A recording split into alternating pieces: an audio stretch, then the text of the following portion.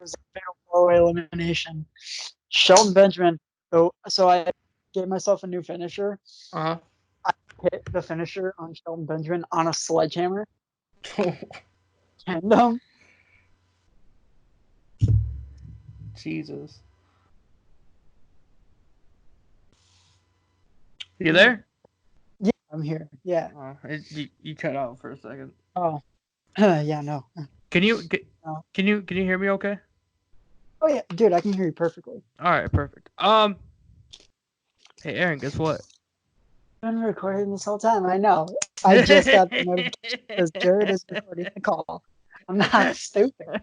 I'm not. I know your game. I know your game, dude. I know your game. See, it's much better not to do it on Skype because you don't know when I'm gonna press record.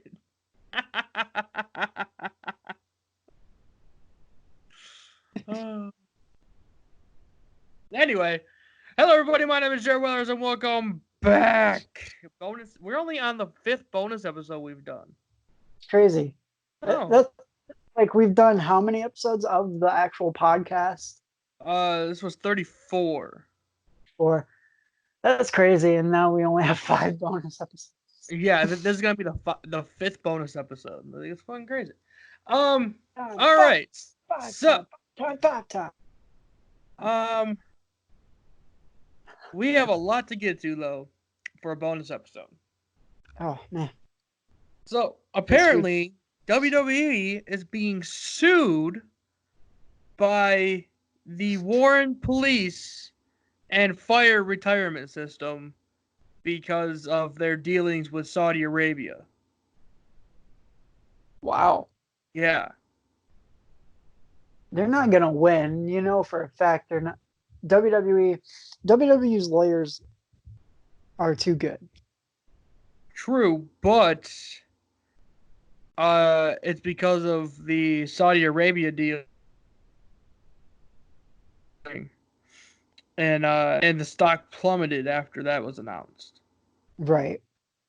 I don't know. I don't know why anyone really cares at this point, because they've been working with them for what, like 3 years now, So- Um, something like that. 3 4 years. almost. Well, actually, they started working with Saudi Arabia back in like 2012 because they had a press conference at the tallest building in the world years ago, and they had an angle between Cena and during their feud. So they've been working with Saudi Arabia for a while. Right. It's been a while, but like their relationship started in 2012, but they didn't really do shows there until a few years ago. So, Right. but So they've yeah. had a working relationship for years. Okay. So yeah. So that's happening. Did you hear about Scott Steiner? I did. I was actually about to bring that up. Yeah. Scott uh, Steiner was rushed to um, the hospital after he collapsed uh behind in the backstage of Impact after doing some pre-tapes. yeah, No one's really said he's in what it serious, was though. he's in serious condition. I'm thinking he had a heart attack. I don't know. I'm gonna guess he went cardiac arrest. Something like that. Um, uh, I hope Scott Steiner's okay. He's a Michigan boy like us, so Yep. we're hoping for a speedy recovery for Scott Steiner. Well, it sounds like he's all right now. Um, That's, so there's been a lot of updates throughout the day. yeah, like About at it. first, like they didn't go into detail what happened, like what it was. They just said Scott Steiner collapsed in the locker room. Mhm. He's being rushed to the hospital. Yeah. So, but Wrestle Talk had an update on it, uh, and they said that he's in stable condition. He's recovering fine, but like no one's giving any details. So I'm thinking it was something with the heart. maybe or yeah, it could be that. It's. I mean, he just collapsed in the back, so it's like Right. possible heart attack. But you know, glad he's doing better. Hope he recovers soon, but not too soon. Have a safe recovery. Get back in the ring and do what you do, Yeah. Um. or just completely retire. Or just completely I, retire. I mean, Um. I mean, if that would happen to me, I would be like, nope, I'm done. I'm not doing it Yeah. anymore. All right. So I have a rant I want to go on real quick. Oh my gosh, go right ahead. So, I'm in a. Are you in the wrestling fans group on Facebook, or were you when you had a Facebook? Um, I think I was. I don't remember. So somebody shared this thing from AEW news, some news page, Mm. and it said that WWE should, or not, AEW should stop signing former WWE stars because the more they sign, the more the younger guys get pushed down the card, which just isn't true. Think about how many former WWE guys they have. In all honesty, Um, Cody, Cody, Moxley, Jericho, Jericho, Moxley, Hager. Spears, Hager, Goldust. That's it. That's 7. The rest Um, of them have never been in well, WWE or for a very short time. right. I mean, if you want to count Matt Jackson, I guess he's a former WWE guy. But no, he's not because he was only on TV once or twice. Still counts. He was still in WWE. But he wasn't a WWE guy. He was just featured on TV. You can't say that about Kenny Omega because he wasn't even in WWE. He was in like OVW or what was it? He was in Smoky Mountain. Smoky Mountain. That doesn't even count. Okay, I see your point. I see your point. Like, Overruled. you have Sammy Guevara, Darby Allin, The Elite, all guys who Santana made names for Ortiz. themselves. Yeah. Santana and Ortiz from Impact. I mean, there's so many guys who have never been in WWE and are still at the top of the card for AEW. Like even the women too. Yeah, I mean, Brandy never really wrestled in WWE. She was a backstage interviewer. She was a backstage interviewer and an announcer. Yeah. I guess you could count Karma. She was in WWE for a little bit. I mean, she did appear in the Rumble. Yeah, and she was on a TV taping, so. Yeah. But like other than that, no other women has been on WWE No. as far as I know.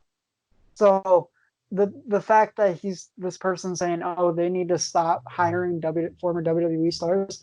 They only have like 6 former WWE guys in AEW. All the 6. rest are just top indie stars that Yeah. hone their craft But then, and are good at it. even like saying that Jericho and Moxley and maybe even Brody Lee are, I mean, they all made a name for themselves outside of WWE. Exactly. Chris Chris Jericho Jericho has got a start been, in Japan, yeah, in Mexico. and WCW. I mean, he made a really good name for himself in WCW. Yeah. So does he really count as a You WWE know, guy? Plus, he has his band. I mean, mean, come on. Jericho. I see him as a WWE guy, but again, he didn't start in WWE. He No. had to scratch and claw his way to WWE. Yeah, I mean, he was in ECW before he was in either of those promotions. Yeah, because he started in Mexico, then Yeah. he went to Japan, Yeah. went to Germany, England, all around the Europe and Asian places. Went to ECW, then went to WCW, then And went to WWF. exploded. He exploded in I WCW. mean, He I mean, actually got to show off his skills in WWE. yeah. I mean, everyone knew who he was when he debuted in '99, August of '99. They knew Yeah. who he was. So, Yeah. like, also with Moxley, he got to start in like IWA Mid South, CZW, um, the hardcore promotions Right. because he was a hardcore guy. Yeah. And then went to FCW, then NXT, or he didn't even go to NXT actually. He was in FCW and then went right to the main roster. No, He never, I thought that was kind of weird though because Seth Rollins was in NXT. because He was the Seth Rollins and Roman Reigns were both in NXT, but Dean Ambrose was not. yeah. But anyway, so my thing is, that really made me mad because they're saying that they shouldn't sign the Revival and Rusev if it comes to it because Well, of that. they already signed Matt Hardy. So I mean, Yeah. and it's not okay. It's WWE's fault that these talents are not happy with their contracts. They're not Right. happy where they're at. They want something better. So I say the Revival going to AEW is a smart move on their account because then they can really showcase their skills. Right. I agree. WWE with WWE superstars, you're limited. Yeah. With AEW and other indie promotions, you can do whatever you want. Yeah. That's how it is. Like Rob Van Dam for a fact, he's doing great in Impact. I Mm-hmm. would love to see him make an appearance in AEW. That'd be cool. I would love to see him and Darby Allin work a program. Darby Allin going over, Have you know Rob Van Dam would put any young guy over. oh yeah, exactly. He's not a selfish veteran like Hulk Hogan. Scott Steiner. Shawn Michaels, Undertaker, John Marty Cena, Jannetty. Stone Cold, Rock, Triple H. Brock Lesnar, I mean, Rey Mysterio. even saying that, like, I mean, I guess I get kind of Cole Cabana being a WWE guy because he was in NXT for a little bit. No, I mean, no. he was on SmackDown. Oh well, whatever. You know what I mean. Shut up. You know what I mean. He was Scotty Goldman. The point being, there's not a lot of WWE guys in AEW. Yeah, no, it's mainly all indie stars that know what they're doing and that are good and Yeah, that are good enough to be on TV, good enough to not be paid $25 a show with a handshake and a hot dog or a slice of pizza. yeah, Like, yeah. I don't know. It just pissed me off. So and like, we had to rant it's about it. so what if they sign old WWE guys? Then the old WWE guys can help the new talent and get better and showcase the next generation of wrestling.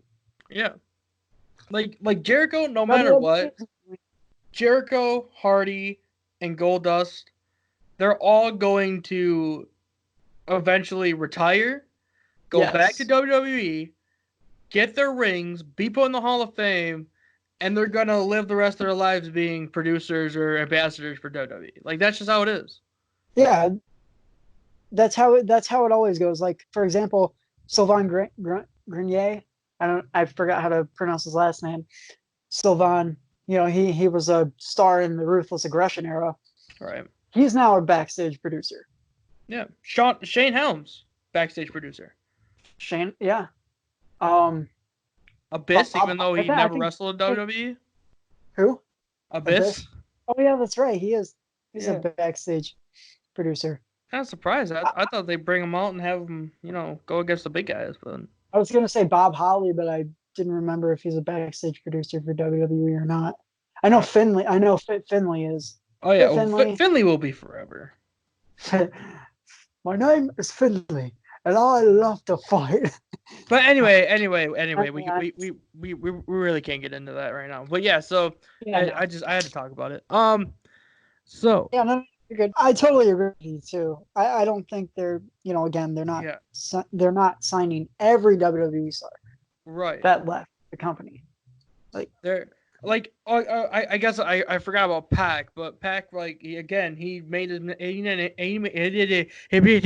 he made a name for himself outside of WWE and yeah, never got off the ground anyway. So yeah, no. I mean, he had a great run in NXT, and then he came to the main roster, and they kind of just like, what do we do with you?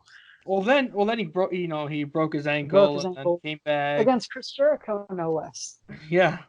And became king of the cruiserweights, but King it never felt genuine. No. Pac See, feels when genuine. he was in NXT, I loved his stuff in NXT. He was a great champion. He was a great talent, and then they brought him up to the main roster and just kind of wasted him. Yeah. I don't know. Um, It made me mad, so I had to let's rant about let's go, dude. You can rant anyways. It's your podcast. It's your bonus episode. It's your everything. it. Well, I know, but you're the co-host. You know, I know. I don't want to take it over completely. That's why I have a co-host in the first place. I mean, I don't care if you sometimes take over. No pun intended. So I have a real question to ask you though.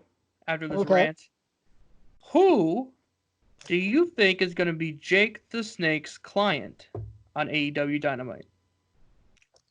Hmm. Oh, it's not Matt Hardy because Matt Hardy is, the exalted one for the Dark Yeah. Order. It's basic.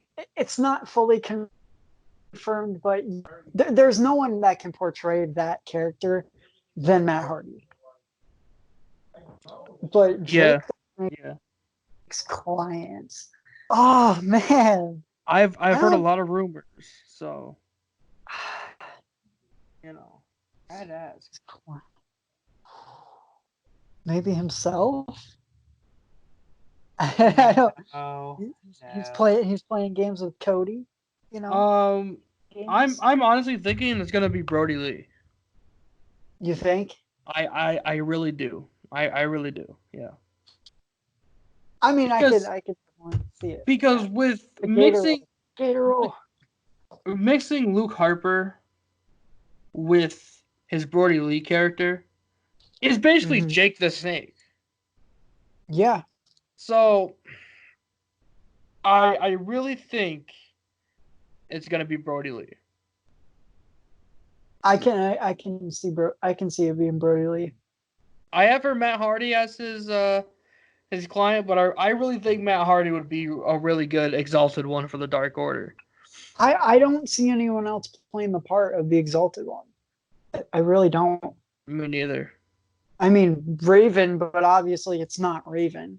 Right? Is he still an I mean, Impact? Raven could do it, but again, it's not going to be Raven. It's going to be Matt Hardy. Yeah. And I don't know if Raven's still with AEW. I think he was just there for that little angle to kind of Right. tease like he I think he's may still be. in Impact. I don't know what he's doing, honestly. I don't know. I know he still wrestles somewhat here and there. Yeah. Oh well. Um, Last time I knew, him and Eddie Edwards like broke out of uh I don't really know what better Handbook. term, but it in a sane asylum really. Oh, okay. I don't So really know what segment. that became, but last time I knew he was there doing that with Eddie Edwards. So Okay. Well, Raven is some quite character. But yeah, with Jake the Snake's client, I can definitely see it being Brody Lee. me too. There's really no one else in the indie scene or like former It big was guys that. it was really funny because there's a picture of Jake and Enzo on Jake's Instagram, or I think it's Enzo's Instagram. And somebody said, "Is this his client? Could this be his client?" And someone else is like, "Oh God, I hope not." What if it's Big Cass? I don't know. That'd be I mean, interesting. taking a picture with Enzo, kind of. It's not Enzo, but it could be his big boy, Big Cass. Right. I don't know. That'd be interesting though. Be interesting. Well, the last time I saw Enzo and Cass like in a wrestling environment was Ring of Honor when they invaded at Ring of Honor. Yeah, yeah. That because they invaded the G1 Supercard at Madison Square Garden. Was it the G1 or was it Final Battle? No. It was G1 because it was the Ring of Honor New Japan show they ran together in Oh, that's right. MSG. That's right. Yeah, but then Yeah. none of the cameras showed it. No, that's weird. Even though it was planned, and then they just didn't show it and didn't talk about it. It was Yeah, weird.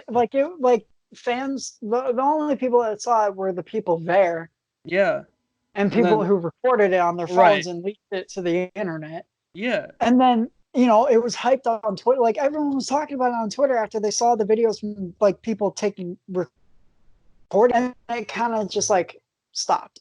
Yeah. Like you talked about it for like the night and the day and the next day, and then you didn't talk about it. Yeah.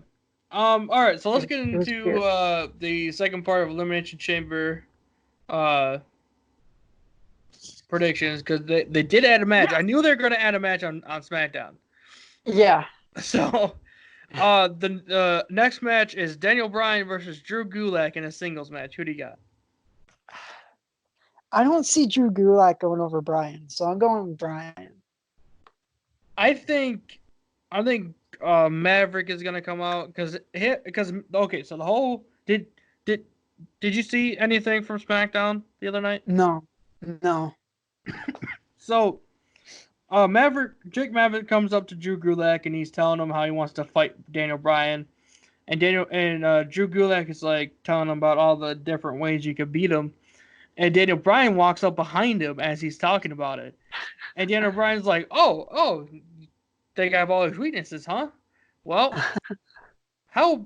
he's like, I'll actually be in Philadelphia for Elimination Chamber, so maybe prove you know how to beat me. So I think Gulak's gonna win, but with help from Maverick. Interesting. Okay. That's I that's what I'm going with. mean, I mean, Drew Gulak is good enough to beat Daniel Bryan, but on his own, no way. No. So, but I'm still going with Daniel Bryan. I feel I feel like Daniel Bryan's gonna squash him in like 30 seconds. Yeah, no, that makes sense. Bell rings, knee, running knee. One, two, Yeah, three. it's Just over. like looks at the hard cam. Sheamus, I'm coming after you. Oh God. Um. All right, so I have a big announcement. Okay, so everyone who's listening to this, Aaron does not know this announcement I'm making. I'm the only one that knows this announcement. What? Excuse me. Here we go. So I have a huge announcement. So you know how I like to you know bring more people onto the podcast, right? Uh-huh. Well, there's going to be a lot of matches for WrestleMania, Correct. and there's a lot of people that want to be on the podcast. Okay. So I'm announcing this right now.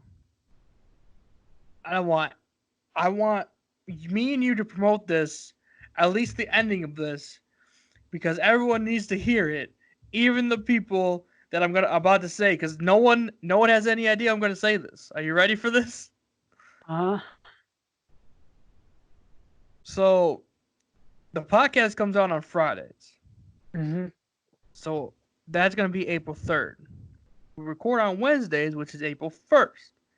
So April Correct. 1st, while we record this podcast for WrestleMania, it's gonna be me and you, obviously. Well, duh. Devin, Tony, Brandon, Dalton, Cody, and Javen. Okay. 8 people on the podcast. Oh my god. First time ever. First time ever. Man. 8 people. All predicting. And oh, we have to have the best punishment. The best punishment. We do. We got to. Like, What could the punishment be? it's WrestleMania, man. You gotta. WrestleMania, man. We gotta go all out, man. Yeah, What are we gonna do? we gotta go all in. All in Wink. or all out? All in. Well, you know what, man? Let's do a little research on the worst pay-per-view of all time, right? Worst pay per view of all time. Worst pay-per-view of all time. Oh my god. Because it's gonna be big. It's gonna be big. It's gonna be big. Big, man. Oh my god.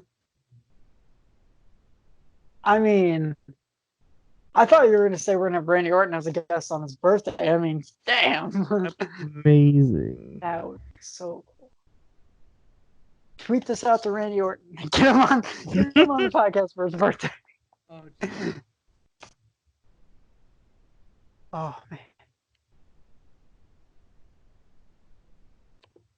That's worst pay-per-view of all time. You know what? I'm going to look that up right now. Worst. Right now. Okay, so I'm on a thing here, and it says WrestleMania 32 is one of the worst pay-per-views of all time. I enjoyed that WrestleMania. Me too. I liked it. I love that WrestleMania. Yeah. It's not bad. Yeah, like. Oh, what culture? 11 months ago, they came out with a video. What's the worst wrestling pay-per-view of all time? So we should watch it, and we'll determine which of those pay-per-views the loser has to watch. All right. But dude, WrestleMania 32 is not bad at all. The main event was great. It was AJ Styles' WrestleMania debut. The ladder match was awesome. It gave Zack Ryder a WrestleMania moment. True. Where he didn't get kicked in the nuts. Yeah.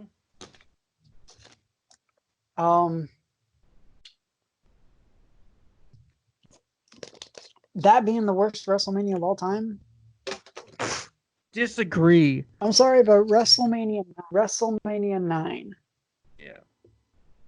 Is the worst. I mean, you had to watch that. That's the worst WrestleMania of all time. I want to know what the worst pay-per-view is of all time. Right. I honestly don't think that was the worst pay-per-view of all time. I mean, it had a lot of good stuff. Macho Man on commentary. Yeah, the Head Shrinkers. I mean, yeah, the Steiners. Yeah, the Steiners. It was a good one. I mean, Shawn Michaels and Tatanka ending with the count out. Yeah. I mean, yeah, there is some bad and ones, then but all around, I thought it was pretty good. I mean, it's not a bad WrestleMania. It's just like, to me, it's just really boring. I don't know why. Like, I literally fall asleep every time I watch it. It's so boring to me. And it's one of the WrestleManias I've always wanted to watch because, you know, I'm a huge Undertaker guy and I love Bret Hart. Yeah. But like, it was just so boring. So like, I don't know. But yeah, What Culture came out with a video 11 months ago. What's the worst wrestling pay-per-view of all time? So if you want to watch it and do you want me to? Yeah. Well, at least like, you know, let's get the name of it. Oh, okay. In America, we all count. And no, we don't. No, we don't. We don't count. No, we don't. Nobody Our vote counts. doesn't count. What are you talking Our about? vote doesn't count. Our vote don't count. It's about electoral college that counts. Yeah. Okay.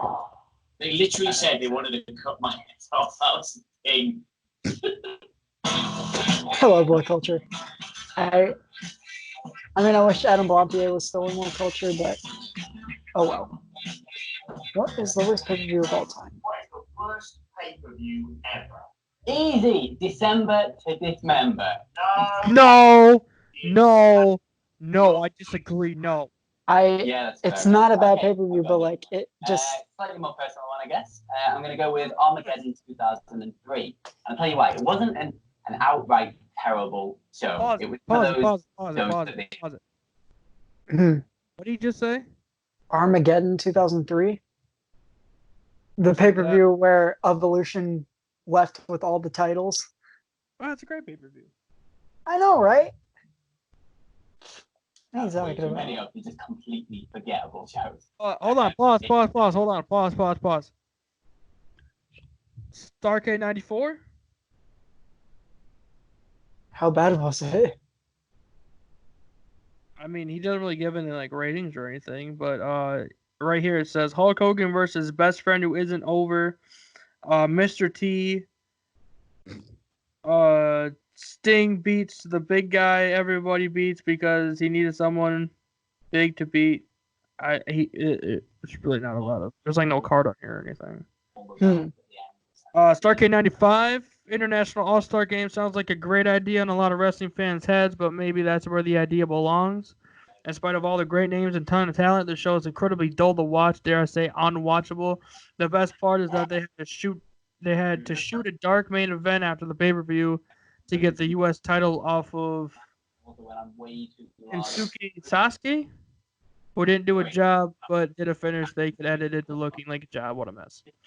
Jericho versus Trish Stratus and Lita. Hmm. Probably the best. Victory Road 2009 from Impact.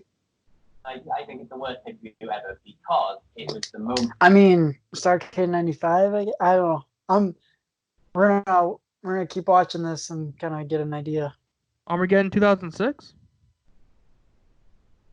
That wasn't bad. says sometimes one match shows can save pay-per-views, other times they cannot. The opener for Armageddon 2006 was one of the most insane ladder matches I'd ever seen. But from there, everything went downhill. This again just felt like an extended episode of SmackDown, which is not what I want from pay-per-view. I want exciting moments and a reason to buy a pay-per-view. Not the same. It was a SmackDown pay-per-view. Yeah, well, I don't know. Armageddon 06 is probably one of my favorite Armageddon pay-per-views. I love that. What was the opening match on that? Okay, so the original match, it was supposed to be Paul London and Brian Kendrick defending the titles against William Regal and Dave Taylor. Teddy Long comes out, says, that wasn't the opening match. The opening match was Kane versus MVP in the Inferno match. That was the opening match? Yeah, Kane and MVP. And then, the Fatal 4-Way ladder match that was supposed to just be London and Kendrick against Dave Taylor and William Regal for the tag titles. And then Teddy Long decided to be in the Christmas spirit and made it a ladder match and added two teams, which were MNM and the Hardys. And that is where Joey Mercury broke his nose. Oh, is that one? Yeah. Nice. Double noggin knocker. Bam! Yeah, I didn't know what pay-per-view that was. Yeah, that wasn't the opening match. The opening match was Kane and MVP. Hold on. I'm looking it up. Give me a second. I think it was also the debut of The Miz, like pay-per-view debut. Yeah, because he faced the Boogeyman. Kane versus MVP was the first match on that show. Mm-hmm. It was a good match too for being an Inferno match and how it ended. Okay, can you explain to me what a last ride match is? Okay, so the object of the match is to get your opponent in the hearse. Mm-hmm. So it's basically like an ambulance match where you have to get your opponent in the ambulance and drive off. It's just the Undertaker's gimmick match. Oh. Because he's the dead man, so he's got to throw his opponent in a hearse and drive off. That's stupid. Yeah. I just want to say that. Oh yeah, the Boogeyman defeated the Miz on that show too. And it was the Miz's birthday. In 2 minutes and 51 seconds. Yeah. I believe that was his pay-per-view debut too. Oh Jesus, Miz. And he lost in 2 minutes and on his birthday. So sad. I'm really happy that he got a lot better. Yeah. Because he was actually so close to being let go. He was on the chopping block for a long time. And then they teamed him up with Morrison and things changed. Like everything got better for him. Because he was actually going to be fired in 2007. I think after WrestleMania is like when they start doing their first let goes. Yeah. After Mania. He was on that chopping block.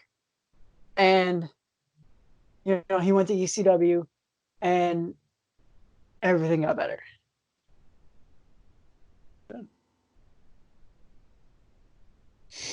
But Oh yeah, man, Armageddon '06 is not a bad paper. the DVD reached second on Billboard's DVD sales chart for recreational sports during the week of February 18th, 2007. I bought the DVD That's because that's really high. the cool thing about it, they had the first Inferno match on the special features with between Undertaker and Kane. Right. So you got two Inferno matches on one DVD. I mean, how do you how do you beat that? The Richmond Coliseum has a maximum capacity of 13,000, but that was reduced for the 2006 Armageddon event.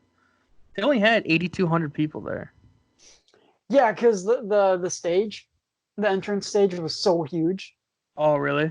Yeah, like yeah. If you it's the same stage that they had for '07 and '08, and I believe it's Armageddon '05 too. Oh, Like remember when Hardy won the title and he was standing on top of on the stage? yes. That's how big it was. Like Indeed. that's so they couldn't sit people behind there or around that area. So yeah, They still made $423,500 it's not bad. with 8,200 people. That's amazing. Yeah. So worst pay-per-view of all time? I don't think so. Armageddon '06 is so entertaining. Like the ladder match is amazing. The last ride match is great. You know, Mr. Kennedy and the Undertaker. What's WrestleMania, was that 2027? WrestleMania 27? Is that uh oh fuck. That was when they were at the Georgia Dome in Atlanta. Was that the Miz and Cena in the main event. Oh, okay. I thought it was once in a lifetime. That's what it was. No, it was the beginning to Once in a Lifetime. It was the thing that sparked Once in a Lifetime. Oh, gotcha. Because remember the Monday after on Raw, they basically made the match Right. for WrestleMania 28. So Yeah, again, that card is not bad. You had the yeah. Nexus against the Core. You Uh, had he said it Cody felt Rhodes like and Rey, he Cody Rhodes and Rey Mysterio. he said it felt like an extended episode of Raw. Didn't to me. It felt like a WrestleMania. Hmm. Literally, like Cody Rhodes versus Rey Mysterio was probably one of the best matches on that card. There's another. Oh yeah, there's WrestleMania 32 and then 27. There's another WrestleMania on here. Well, the thing I didn't like was it was the start of the world title opening WrestleMania. Edge and Del Rio opened WrestleMania with the World Championship. Oh, That Bash at the that was Beach 1999. How about that? how bad was it? The main event was a tag team match for the World Heavyweight Championship. What? How Tag team match for the World Heavyweight Championship. how the heck does that work? Whoever pins who gets the title? Oh, their stipulation was that if Sting could pin. The stipulation was that Sting could win the world title if he pinned Nash, his partner in the match. Wait, what? So he had to pin his own tag team partner? No, he could. He could win if he pinned Nash. Oh, okay. Oh, that was when they had the Junkyard Battle Royal for the Hardcore Championship. Oh, Oh, dude, that was bad. That was a bad one. that was terrible. We should go with that one. Bash at the Beach 1999. We'll put that as an honorable, dishonorable mention. Lockdown 2014? Huh? Lockdown? Yeah. DNA? Yeah, DNA. How bad was it? Was that when Flair was involved? It was just it says it was just after Sting and AJ left, and Magnus was the world champion, aligned with Dixie Carter. And the main events always required at least 8 guys to interfere for no real reason. Magnus retained in a clunker of a match against Samoa Joe, in which Abyss interfered. Lethal Lockdown was won by American Wolves MVP and Willow, Jeff Hardy's alter ego. and impressed nobody in attendance or watching at home. Huh. That's bad. That's terrible. There is one on here I've never heard of before. What? It's New Blood Rising. Oh, was that WCW? I guess. That's when they had a Judy Bagwell on a pole match.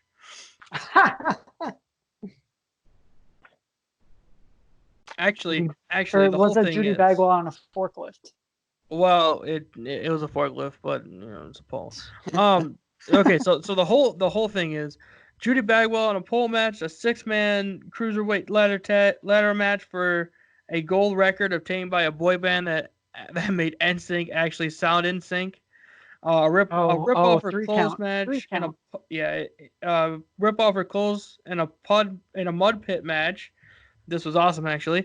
A Canadian rules match where the rules changed every 3 minutes. A work shoot by Russo and Goldberg, who back then shouldn't have had a mic, or a 10-minute match. And a horrible main event that was a rematch from a great match a month before. Huh. So there you go. No, but 3 count was amazing. WCW. Shane Helms, Shannon Moore, and I forgot the third guy. I don't know. That's why Shane Helms was part of 3 count.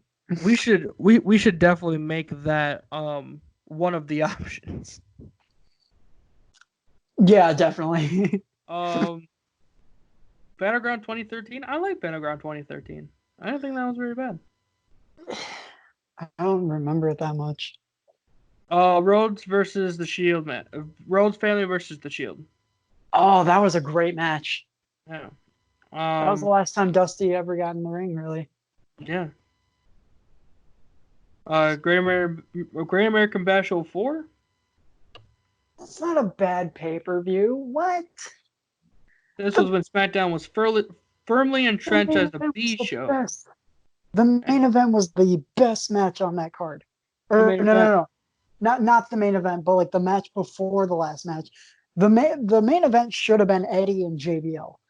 That should have been the main event. But the main event was the Dudley Boys versus the Undertaker in a concrete crypt match. Oh, geez. That was the only thing that was like bad about that pay-per-view. But JBL and Eddie Guerrero in the Texas Bull Rope match was amazing. The ending was awesome. You thought Eddie won. Then when you realized JBL won, oh gosh. Hold on, I'll be right back. Okay. I'm still recording. We have Victory Road on here, but I don't think we're gonna even entertain that. TLC 2014.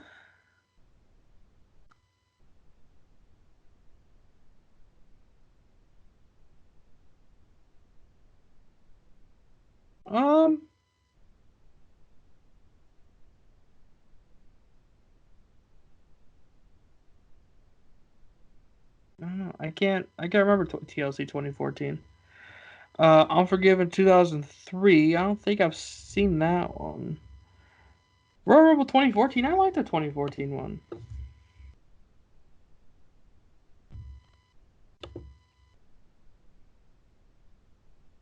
I thought that was fine. Royal Rumble 1999. Again, loved it. Over the Edge 1999. I actually watched that. I didn't think that was too bad at all.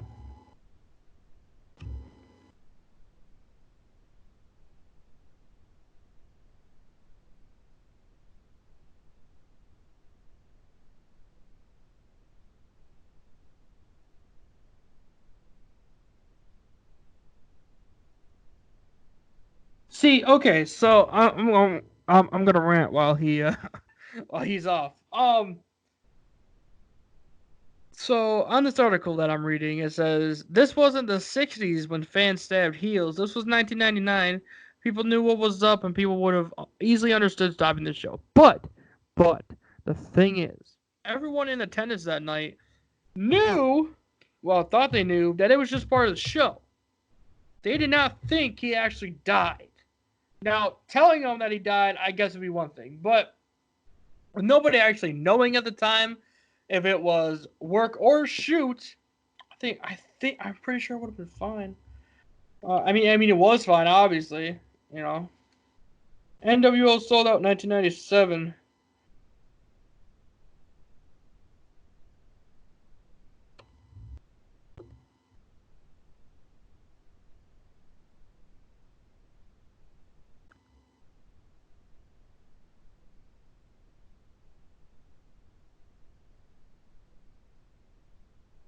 I don't know if I agree with this.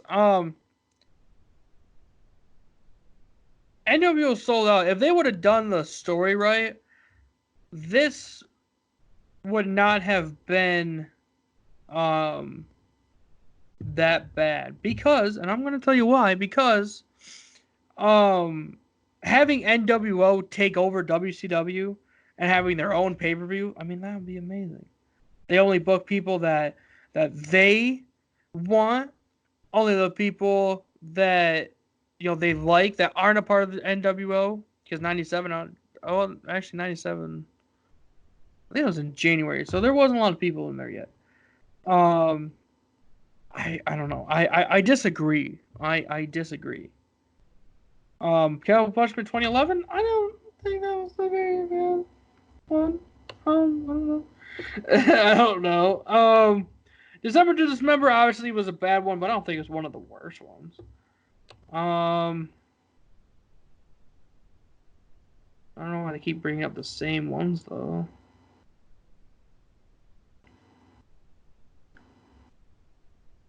There's a lot of repeats on here.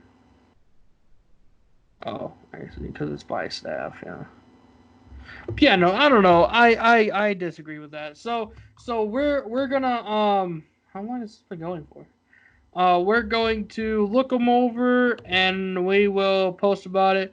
46 minutes. This is about the time I wanted to end. So thank everybody for listening. My name is Jared Weathers for Aaron Allman, who's not come back yet. Thank you, and we will make sure to post all that stuff on all the social media. All right. Get ready. WrestleMania is going to be legend. Wait for it. Terry. Let's do this.